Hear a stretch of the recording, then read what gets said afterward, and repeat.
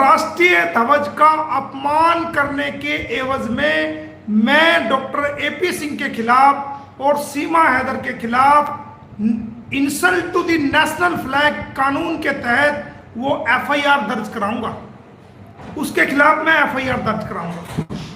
तो इस बारे में 24 घंटे के अंदर माफी मांगे। सबसे बड़ी गलती तो यह है कि जब हमारे देश की स्वतंत्रता का जो दिवस है वो 15 अगस्त है, तो आप कौन होते हैं 12 अगस्त को देश की स्वतंत्रता का दिवस मनाने वाले? ये पाकिस्तान से आई हुई इलीगल ट्रेसपासर्स कौन होती है हमारे 15 अगस्त को 12 अगस्त में बदलने वाली?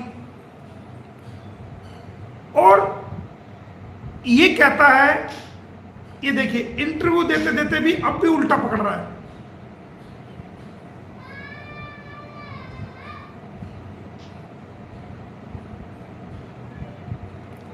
ना फोटोग्राफर को तमीज जो फोटोग्राफर थे, ना वो यूट्यूबर जो थे उनको तमीज, ना जो चैनल वाले लेके आया था ना उनको तमीज, किसी को कोई तमीज नहीं।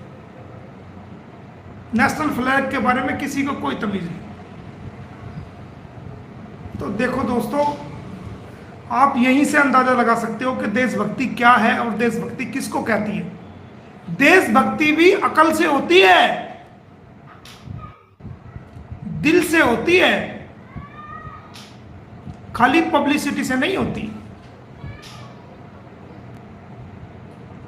यह हमारे भारत के तिरंगे का बहुत बड़ा अपमान हुआ है।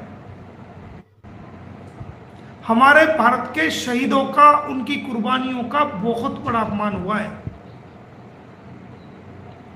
और रघुपुरा की पुलिस से मैं कहना चाहूंगा कि इस पे सख्त संज्ञान लेते हुए डॉक्टर एपी सिंह के खिलाफ और सीमा हैदर के खिलाफ national insult to the national flag कानून के तहत एफआईआर दर्ज करके इनको अरेस्ट करें, उनको जेल भेजें।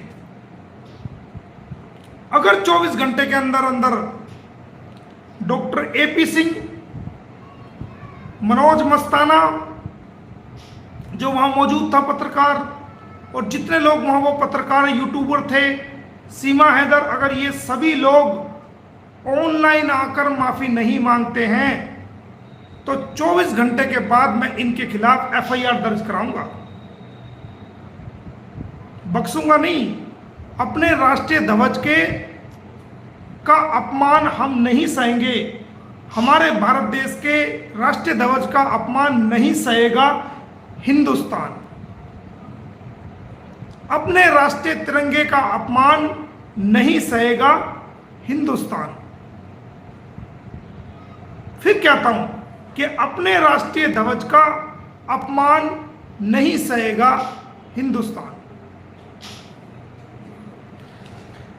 तो ये तो एक बात हुई दोस्तों। अब इससे अलग कुछ और थोड़ी सी बात कर लेते हैं। बहुत से कमेंट्स आते हैं, बहुत से मेरे को भी कुछ वीडियोस आती हैं, कोई कुछ कह रहा है, कोई कुछ कह रहा है। तो दोस्तों मैं आपको बता दूं, ये केस मैंने कल परसों की लाइव में भी आपको बताया था, आज भी बता रहा हूं। ये केस मैंने एंड की तरफ कर दिया है। 15 अगस्त के बाद हम सीमा हैदर की कैंसलेशन ऑफ बेल की तरफ जाएंगे और उसमें कैंसलेशन ऑफ बेल जो है हम उसमें फाइल करेंगे। फैसला अदालत को करना है। अगर इलाका मजिस्ट्रेट किसी वजह से उसके अंदर कैंसलेशन ऑफ बेल को एक्सेप्ट नहीं करते तो हम फिर सेशन कोर्ट जाएंगे। अगर सेशन कोर्ट से भी हमें कामयाबी नहीं मिलती तो हम हाई कोर्ट जाएंगे, और अगर माननीय हाई कोर्ट से भी हमें कामयाबी नहीं मिलती तो माननीय ऑनरेबल सुप्रीम कोर्ट हम जा करके इसका दरवाजा खटखटाएंगे इसकी बेल कैंसिल के लिए। हमने इतने सारे सबूत इकट्ठे कर लिए हैं, इतना सारा कानूनी बेस बना लिया है कि हमें उम्मीद है कि 101% सीमा हैदर की बेल कैंसिल होगी और ये जेल जाएगी। उसके अलावा जो बच्चे हैं, बच्चों के लिए हमने सारा इंतजाम कर दिया है। सरकार की को वो ऑर्डर भेजे जा चुके हैं, जिन ऑर्डर के तहत उन बच्चों को कस्टडी में लेकर के और उनको सरकारी निगरानी में रखा जाएगा ताकि उनकी प्रोडक्शन हो सके उन बच्चों की सही से देखभाल हो सके, उनकी पढ़ाई का इंतजाम हो सके और उन बच्चों पर सरकारी निगाह रहे, उन्हें किसी प्रकार का खतरा ना हो। जैसे ही गुलाम हैदर भारत आता है तो वो बच्चे उनको सौंप पाएंगे। अगर गुलाम हैदर के भारत आने में वीजा में किसी प्रकार की प्रॉब्लम होती है तो मैं खुद इस्लामाबाद अपने भारतीय उच्चायोग में जाऊंगा और मैं अपनी रिस्पॉन्सिबिलिटी और जिम्मेवारी पर गुलाम हैदर को भारत में लेके आऊंगा और उसको कोर्ट में पेश करूंगा। उनके बच्चों को उनको दिलवाने का काम हम करेंगे। जितनी भी हमने प्रोसीडिंग की है, चाहे वो नेपाल के रास्ते में हो, चाहे सिविल कोर्ट्स हो या क्रिमिनल कोर्ट्स हो भारत में, वो सारी प्रोसीडिंग जो है वो प्रोसेस में है, चल रही है। और अब इसका जेल जाने का समय नजदीक आ गया है। 15 अगस्त के बाद हम कभी भी इसके खिलाफ जो है कैंसिलेशन ऑफ बेल फाइल करेंगे और हमें उम्मीद है कि हम कामयाब होंगे आपकी दुआओं से। इसको जेल कराएंगे, बच्चों को सरकारी कस्टडी में जो है लिया जाएगा। और ये जो इसने आज हरकत करी है, 24 घंटा, अब से 24 घंटे तक हम वेट करेंगे कि डॉक्टर AP सिंह और जितने भी लोग वहाँ पर मौजूद है वो सब लोग जो है माफ़ी मांगे और वो लोग जो है इस चीज के लिए रिग्रेट करें कि हमने ये गलती की है और उनके खिलाफ फिर जो है वो, अगर वो माफी नहीं मांगते हैं तो हम कानूनी कार्रवाई अमल करेंगे। ये दूसरी बात हुई। अब एक छोटी सी बात और मैं आपके सामने कहता हूं। मैंने एक बहन, माइक वाली बहन है, उसकी किसी ने मुझे कटिंग भेजा क्योंकि मुझे तो टाइम नहीं होता सुनने का। तो वो कह रही थी क्या हुआ जी, ये हुआ जी, हम पत्रकार हैं जी और हमारा काम है सवाल पूछना, ये करना वो करना। भाई जैसी आप पत्रकार है ना, ऐसे आप एक अपना YouTube चलाती हैं, आप अपने YouTube की पत्रकार हैं, किसी चैनल की पत्रकार नहीं है।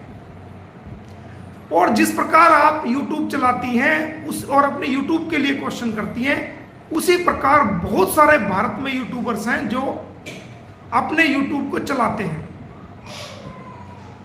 और वो बात का पता करके उस चीज को चलाते हैं। तो सवाल तो वो भी पूछते हैं, लेकिन सवाल पूछने का ढंग आना चाहिए, तरीका होना चाहिए। और जितना बड़ा पत्रकार होता है उसको उतना ही अच्छा ढंग आता है। जिस लेवल का पत्रकार होगा, सवाल पूछने का सामने वाला व्यक्ति कौन है, उसको उसके साथ कैसे पेश आया जाता है, किस प्रकार पोलाइटली तरीके से अपनी बात रखी जाती है, अपने क्वेश्चन रखे जाते हैं। जितना मजा हुआ जर्नलिस्ट होगा उतना ही वो है समझदार होगा, उतनी उसके अंदर जो है वो सेंस होगी, उसके अंदर जो है मादा होगा बर्दाश्त करने का, और उसके अंदर काबिलियत होगी, उसके अंदर जो है वो इस बात की मैच्योरिटी होगी कि वो अपने क्वेश्चंस को पुट कर सके। और जब एक वकील केस लड़ता है उसके अंदर उसकी सारी लीगल रिस्पॉन्सिबिलिटी उसकी होती है, क्योंकि उसे अपने क्लाइंट के प्रति जवाबदेह होता है वो वकील। और ये मामला तो पूरी दुनिया में इंटरनेशनल मामला है। ना केवल मुझे अपने क्लाइंट को जवाब देना पड़ेगा, पड़ रहा है और मैं देता हूं, बल्कि पूरी दुनिया के लोगों को भी मैं बताता हूं ताकि कोई गलतफहमी ना फैले और सच्ची बात लोगों तक जाए। मेरा लाइव आने का कोई ज्यादा बड़ा मकसद नहीं है, ना मेरे को YouTube से कुछ लेना देना है। मेरा तो सिर्फ ये एक प्लेटफॉर्म, एक जरिया मात्र है कि इस जरिए से मैं अपनी आवाज, अपनी बात को आप लोगों तक पहुंचा सकूं, ताकि जितना सच है उतना सच लोगों को पता चले।